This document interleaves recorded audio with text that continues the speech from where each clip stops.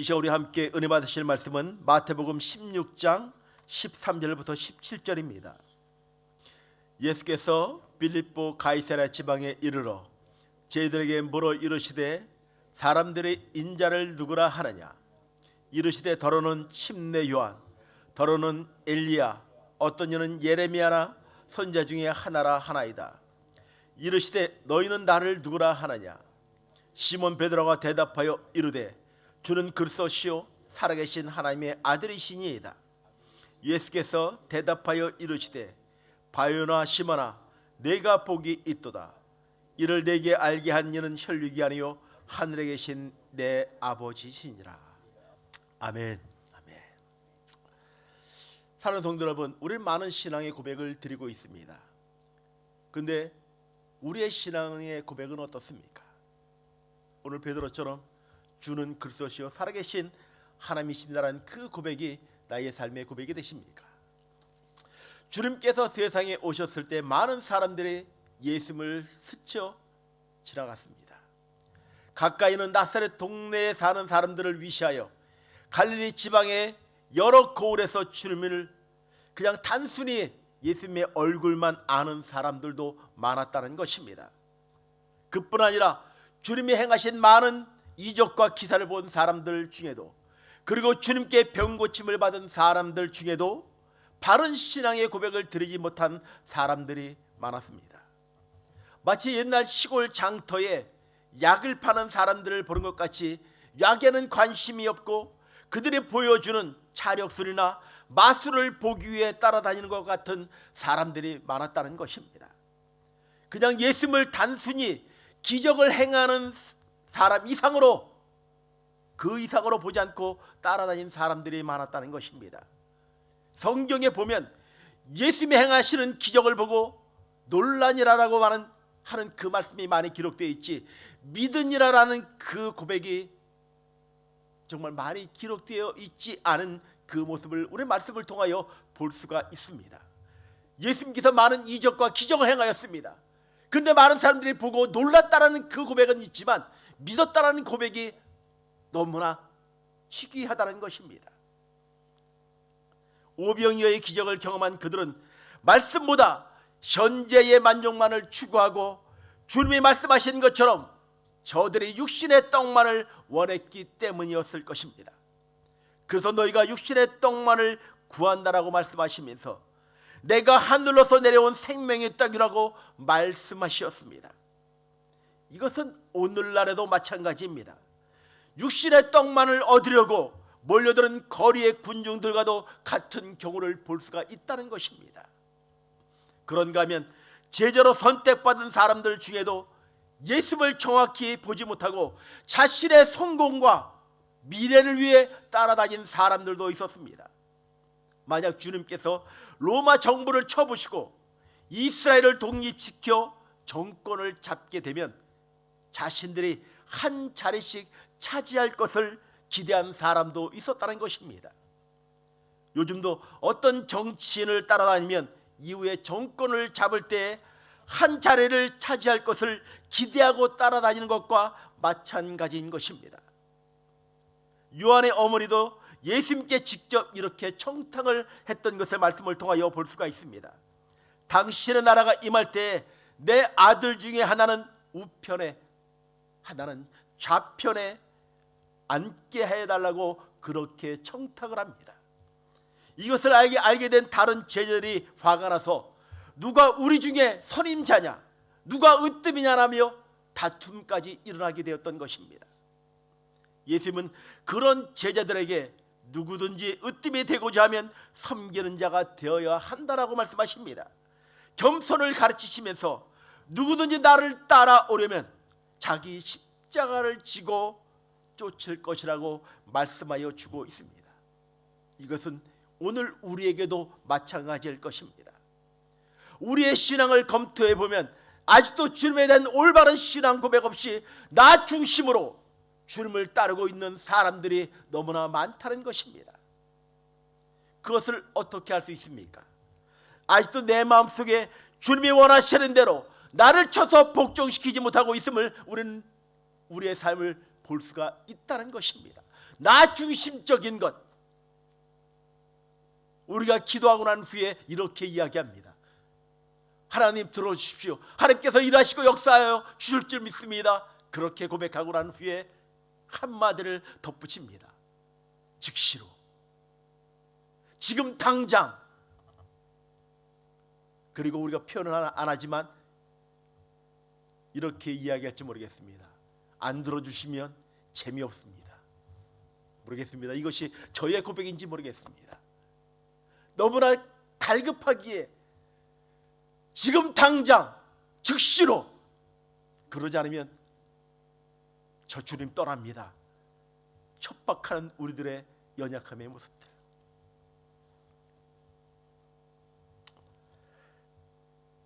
내 자존심을 먼저 내세우고 교회에서 나를 알아주기만을 바라고 있는 우리들의 신앙의 모습들. 어떤 분들은 교회에서 나를 알아주지 않는다라고 교회를 떠나는 경우도 우리는 종종 보고 있습니다. 그런가 하면 직분을 받은 사람들 중에 도리어 낮아지지 못하고 권위주의에 사로잡혀 있는 경우를 우리는 종종 많은 사람들을 볼 수가 있습니다. 연약한 인간임을 절감하는 모습일 것입니다. 그러면 주님 앞에 나의 신앙의 고백은 어떠합니까? 공생애를 마감해가는 어느 날 주님은 제자들에게 자신에 관하여 물으십니다. 세상 사람들이 나를 누구라 하느냐라고 그렇게 질문을 하십니다. 그때 제자들이 주님께 엘리야, 침례 요한, 선지자 중에 하나라고 그렇게 대답을 했습니다. 그리고 그러면 너희는 나를 누구라 하느냐라고 그렇게 물으십니다. 오늘 주님께서 우리를 향하여 너희는 나를 누구라고 말하냐고, 고백하느냐라고 질문하십니다. 이 질문은 이전에도 지금도 또 앞으로도 주님을 따르는 모든 사람들에게 물으시는 질문일 것입니다. 베드로는 주는 그리스도시요 살아계신 하나님의 아들이십니다라고 신앙 고백을 합니다. 이때 주님은 매우 흡족하게 여기시면서 바요나 시몬아, 내가 복이 있도다. 이를 내게 알게 한 이는 혈육이 아니요 하늘에 계신 내 아버지라고 말씀하십니다. 내 자신이 이렇게 고백할 수 있었던 것이 아니라 내 아버지께서 너에게 그렇게 고백하도록 성령으로 역사하셨다는 것입니다. 그리고 그 고백하는 신앙 위에 내 교회를 세우겠다라고 선포하십니다. 그러므로 오늘날 교회는 이 베드로의 신앙 고백한 이 신앙 고백 위에 세워진 것입니다. 사랑하는 성도 여러분, 교회는 이익 공동체가 아닌 것입니다. 교회는 사상이나 이념으로 뭉친 단체도 아닌 것입니다. 교회는 단순한 사랑의 공동체도 아닌 것입니다. 교회는 거듭남의 생명을 나눈 신앙의 공동체인 것입니다. 그래서 교회의 머리는 바로 생명 대신 예수 그리스도인 것입니다.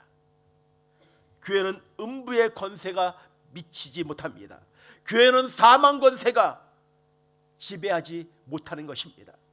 교회는 궁극적으로 승리의 개관을 볼 수 있는 하늘나라의 현존인 것입니다. 우리는 주님에 대한 올바른 신앙 고백이 있어야 할 것입니다. 그러기 위해서는 바로 주님을 만나야 합니다. 지금도 많은 사람들이 자신의 지식과 경험으로 주님을 만나려고 한다는 것입니다. 그러한 것들은 주님을 만나는 데에, 주님을 만나게 할 수 있는 데에 하나의 작은 부수적인 그것뿐인 것입니다. 올바른 주님과의 만남은 기록된 말씀, 바로 성경을 통하여 만날 수가 있는 것입니다. 말씀이 선포되는 곳에는 주님의 음성이 있고 주님의 말씀하심이 있는 줄 믿으시길 바랍니다. 말씀 가운데 역사하시는 그분을 만날 수 있는 것, 바로 그것은 우리가 가지고 있는 생명의 말씀 성경인 것입니다. 많은 무신론자들과 반기독교인들의 주님을 만난 곳이 바로 말씀 안에서 그들은 주님을 만나고 주님을 살아계신 하나님이라고 고백하였던 것입니다. 그런 사람 중에 대표자가 베너라는 그 책을 쓴 저자인 것입니다. 그는 처음에 예수를 한 인간적인 육신의 욕망을 가진 남성으로 여성을 사랑했다는 주제로 쓰면 이 소설이 잘 팔릴 것이라고 생각하고 이 소설을 써내려갔습니다. 써내려가며 성경을 읽다가 부활하신 주님을 만나게 되고 그의 마음이 부서지기 시작하였습니다. 그는 예수님을 한 인간적인 남성으로 여성을 사랑했다는 것으로 쓰려했던 자신의 불순한 동기가 얼마나 부끄러웠는지 회개하기 시작합니다. 그리고 그는 나사렛 예수가 하나님의 아들이었다고 하는 명작을 남기게 되었습니다. 글을 쓸 때는, 소설을 쓸 때는 자신의 만족을 위해서 자신의 이익을 썼지만 말씀 가운데 역사하시는 그 하나님을 만나고 난 후에 주는 살아계신 하나님이라고 고백하는 그 명작을 쓰게 되었던 것입니다. 이것은 직접 사형 집행을 입회하였던 로마 군인 백부장에게도 마찬가지였습니다. 주님이 운명하는 장면을 직접 보고 과연 그는 하나님의 아들이었다라고 하는 진실한 신앙 고백을 할 수가 있었던 것입니다. 오늘도 이것은 동일할 것입니다. 교회를 멀리하고 예수를 반대했던 사람들도 성경 말씀을 붙잡고 난 후에, 말씀 가운데 역사하시는 하나님을 만나고 난 후에 주는 그리스도시요 살아계신 하나님의 아들이라고 고백하는 사람들이 있었다는 것입니다.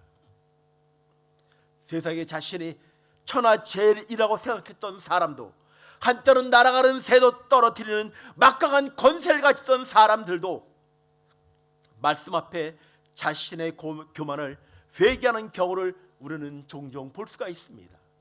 사랑하는 성도 여러분, 나는 주님을 어떠한 신앙 고백으로 고백하고 계십니까? 오늘 고백처럼 주는 그리스도시요 살아계신 하나님이라고 하는 그 고백을 간직하고 주님을 찬양하며 주님을 예배하고 계십니까?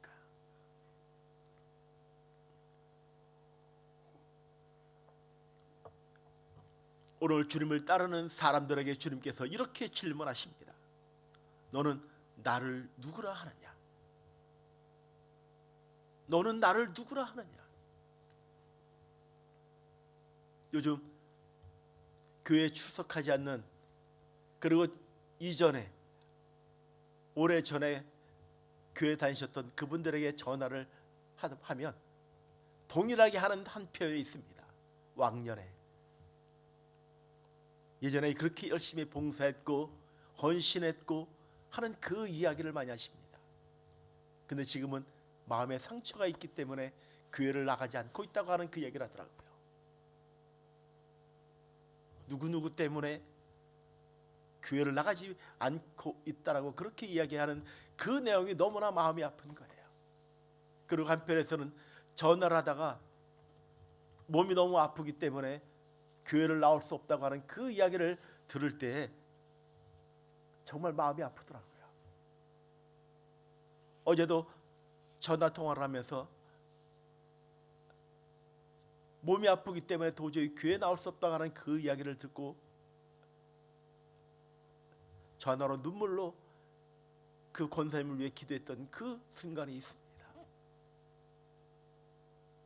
정말 주 앞에 나와 예배하고 싶고 찬양하고 싶지만 육신이 너무나 아파 나오지 못하고 있는 그 절절한 눈물의 고백들.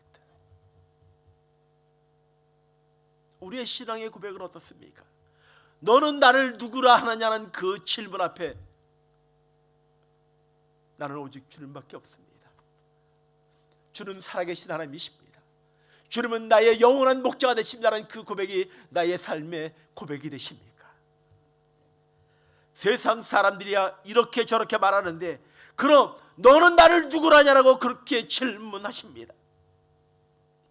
오늘 우리는 이 주님의 물음 앞에 분명한 고백이 있어야 할 것입니다. 바울은 주님을 만난 후 이전에 소유했던 모든 것을 버리고 주님을 따랐습니다. 왜냐하면 그리스도를 아는 지식이 가장 고상하기 때문이라고 그는 고백하고 있습니다. 그리고 사나 죽으나 그리스도만이 자신의 몸에 존귀케 되기를 원한다는 고백을 하고 있습니다. 그 숱한 박해와 매맞음과 투옥과 굶주림을 겪으면서도 주님을 향한 신앙은 변치 않았습니다. 이례적인 주님을 만남의 삶을 통하여 내가 살아도 주를 위해 살고 죽어도 글쎄 죽겠다는 그 고백을 합니다. 매맞음과 굶주림과 폭풍과 많은 위험 가운데서도 오직 주님은 나의 삶의 영원한 사랑이시다는 그 고백을 간직한 바울의 고백이 우리의 삶의 고백이 되어야 할 것입니다. 그렇다면 지금 우리들의 모습으로 지금 주님을 따르고 있다고 생각하십니까? 주님을 아는 지식이 얼마나 고상함을 느끼고 있으십니까? 얼마나 주님을 위하여 나의 좋은 것을 버릴 준비가 되어 있습니까? 어쩌면 버리기는커녕 주님으로 인하여 더 많은 것을 얻고 사는 것이 우리의 모습은 아닌지 우리의 삶을 좀 돌아봐야 할 것입니다. 사랑하는 성도 여러분, 주님은 우리를 위하여 자신의 모든 것을 다 내어 주었는데 나는 지금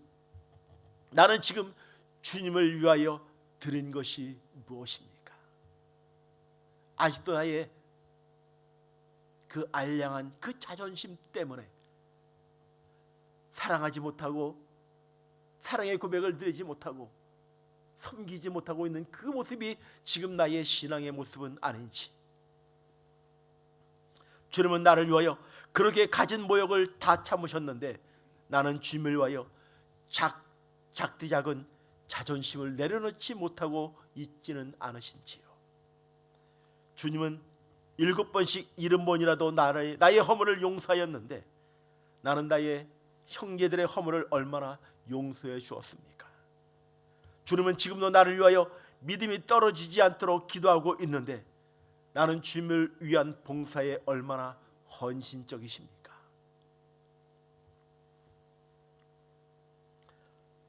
말씀을 준비하며 이 말씀을 좀 드려야 되는지 아니면 제가 실수하는지를 모르겠습니다. 이번 4월 25일 날 영성 기도회를 준비하고 있습니다. 그 다른 때보다 좀 더 어려운 것 같습니다. 왜 그러냐면 안작대이라는 쉬는 날이기 때문에, 공휴일이기 때문에 가족과의 그 시간을 갖기 위해서 기도에 올라오기 어렵다고 하는 그 이야기가 좀 들려오더라고요. 정말 중요합니다. 가족들과 시간을 보내고 자녀들과 함께 시간을 보내는 거 정말 중요합니다. 그런데 주님께 나아가 기도하는 것도 그 무엇보다 더 중요하다고 믿습니다. 인간성, 영적인 모습보다는 인간적인 모습이 많은 이 목사도 안작대에 좀 쉬고 싶은 마음이 있습니다. 왜 굳이 목요일 날 하다가 벼랑을 왜 금요일로 옮겼냐라고 그렇게 이야기하시는 분도 있습니다. 그런데 저는 이 안작대에 쉬는 날에 단 한 번이라도 기도원에 올라오지 못했던 분들, 직장생활 때문에 여러 가지 바쁨 때문에 올라오지 못한 분들이 금요일에 쉬는 날에 한 분이라도 더 올라와서 함께 기도하고 싶은 그 마음 때문에 금요일로 잡았습니다. 기도해 주시면 좋겠습니다. 어쩌면 우리 순복음 공동체의 기도의 그 음성과 그 야성이 점점 사라지고 있는 모습은 아닌지 우리의 현 모습을 다시 한번 돌아봐야 할 것입니다. 오늘 주님께서는 다시 한번 기도의 야성과 이 열방을 품는 그 기도가, 기도의 함성이 다시 회복되기를 주님은 원하고 계십니다. 내 너를 위하여 몸버려 피 흘려 내 죄를 속하여 살 길을 주었다. 너 위에 몸을 주건만 너는 날 위해 무엇을 주느냐? 너 위에 몸을 주건만 나 위에 무엇을 주느냐? 우리는 이 찬양을 불렀습니다. 정말로 주님을 위해서 내가 한 것이 무엇입니까? 내가 내려놓지 못한 것, 나의 고백은 무엇입니까? 주는 살아계신 하나님이십니다. 주님은 나의 삶의 영원한 사랑의 고백이십니다. 주님은 나의 삶의 영원한 동반자이십니다라는 그 고백이 우리의 삶 가운데 일어나야 할 것입니다. 기도의 무릎이 식어졌다면, 멈춰졌다면 다시 무릎으로 하나님의 얼굴과 하나님의 도우심을 구하는 그 삶의 고백이 있기를 주의 이름으로 간절히 축원을 드립니다. 그냥 명목상적인 신앙이 아니라 명목상적인 순복음 교회 성도가 아니라 다시 한번 열방을 깨우는 하나님의 사람들, 우리 순복음 믿음의 식구들이 되길 주의 이름으로 간절히 축원을 드립니다. 주여, 내가 주님만을 사랑합니다. 세상의 모든 것 다 잃어버린다 할지라도 내가 주님만을 사랑한다는 그 고백이 우리의 삶의 고백이 되길 주의 이름으로 간절히 축원을 드립니다.